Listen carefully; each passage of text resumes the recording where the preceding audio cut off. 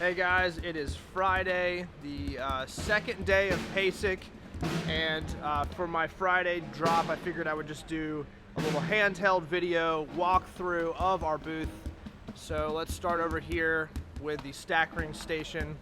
Just go through and talk about a few of the products that we make. So stack ring started with me taking a crash that I had that was cracked and cutting it out to make a ring like this.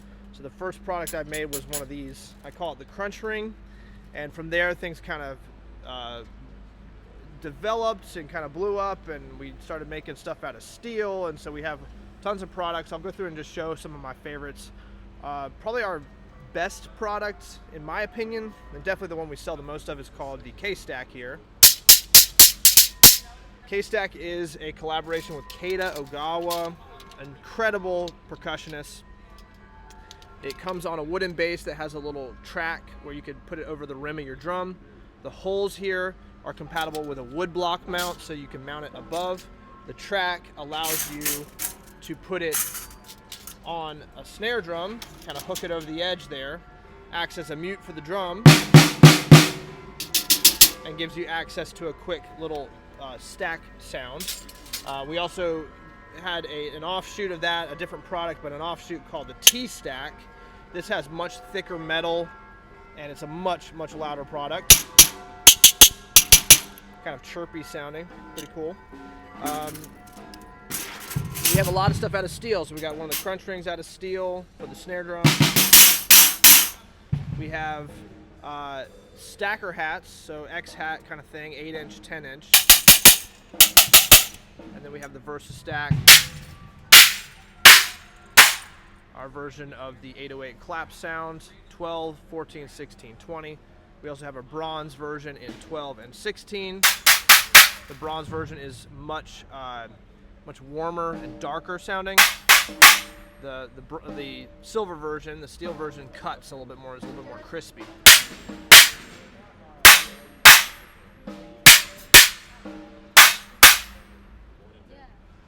And then from there we have a bunch of sizzly items. So this is the stack ring station. We've got a drum kit set up kind of within the Gibraltar rack for people to demo, and then this little cocktail setup for people to try more stuff out. And then over here we have the cymbal setup. So we brought this pastel yellow kit. It's been kind of a shop kit for a while, and I got it tuned to a place where I really like the sound of it, and so we decided to bring it for this show.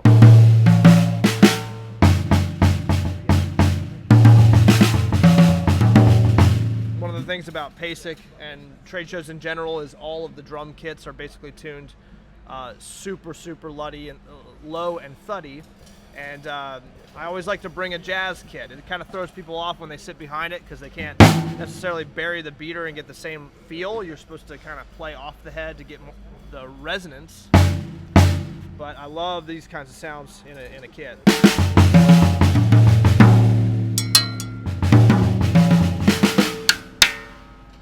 Over on this side is a cherry kit. I didn't show you guys that, but bigger sizes. So we got jazz kit, rock kit, cocktail kit. And so that leads to the last part of this little short video for the Friday release, which is cymbals. We brought 50 cymbals this time, way too many, but better to have too many than too few.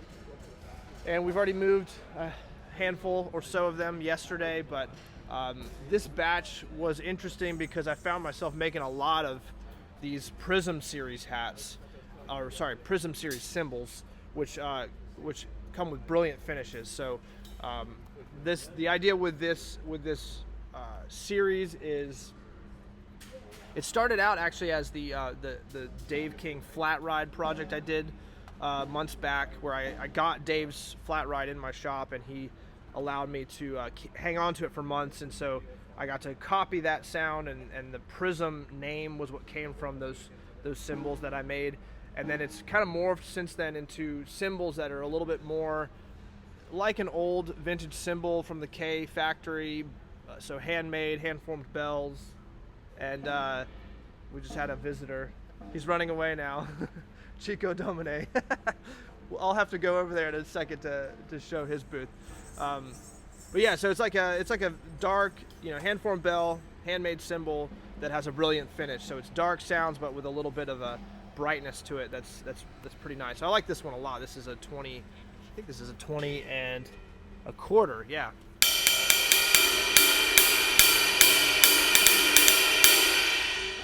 And my favorite one is this 22 here.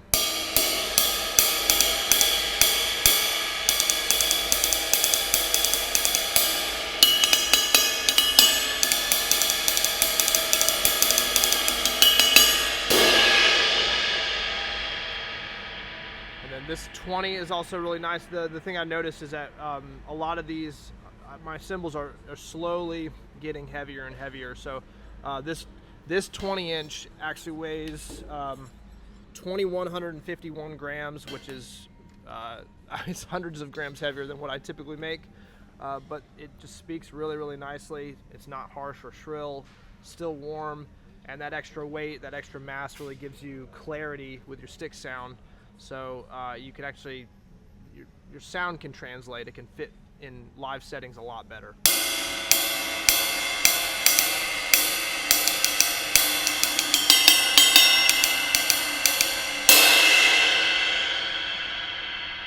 And then the other prism is this 22 hand-formed bell.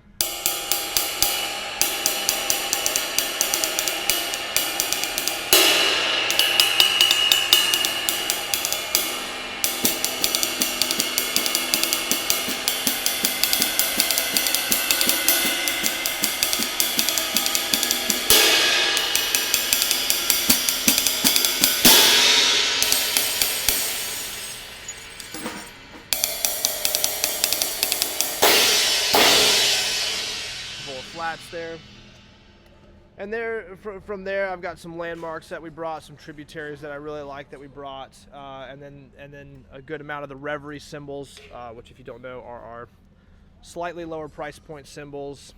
Still sound great. This is a 22 ride I particularly like. A little bit of a taller profile, but sounds really nice. And then some crashes.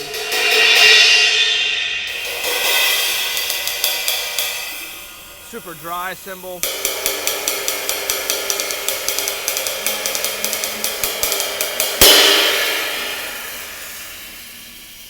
And the last thing I'll talk about in this video is the hi-hats. So I recently had a conversation with a great drummer in New York City, and I'm going to be posting about what came of that conversation later, but he was hipping me to a certain hi-hat setup that he felt is the best hi-hat setup, and it involves a heavier top than the bottom. So they're close to match weighted hats, but you have slightly more weight on top. And so I took a lot of the hats that I made that were close to match weighted, just flipped them, put the bottom one on top. And there's something that you get with that setup and the way that it feels that's incredibly nice. So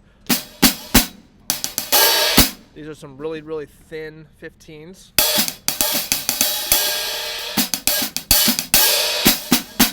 And some heavier 15 prisms.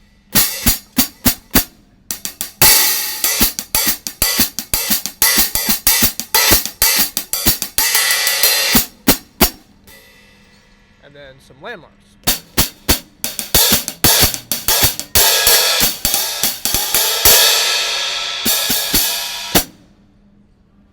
So all three of these sets of hats have the heavier cymbal on the top, the lighter cymbal on the bottom. More on this soon. I won't talk so much about why I think they sound great or what is happening when you put that heavier bottom on the top. But for now, just know a lot is going to come on hi-hats. You know, a lot of the indie guys focus on rides, rightfully so. But there's a whole world here with hi-hats that I'm going to start posting about very soon, because I've been making tons of hi-hats lately. So that's that for the booth. We've just had one day of the show, so today is day 2, and I'm going to get this video uploaded so you guys can see it around noon today. But before we sign off, go show you the Domene booth. They're right down the way from us. Domene cymbals is where we get most of our blanks. We also use Sabian blanks, and we use some Turkish stuff and I'm gonna be using some Japanese stuff soon, but you have Chico Domene right there, the man, the myth, and they're working on their booth, so I'm not going to bother them. So, all right, guys, that's that. Thanks for tuning in. Let me know what you think about the booth, and if you want to know of a great show to come to, the PASIC show in Indianapolis is a wonderful one. We're definitely going to be back every year, if at all possible. So keep an eye out for that soon. Thank you guys for watching. Hit the like and the subscribe if you like the video.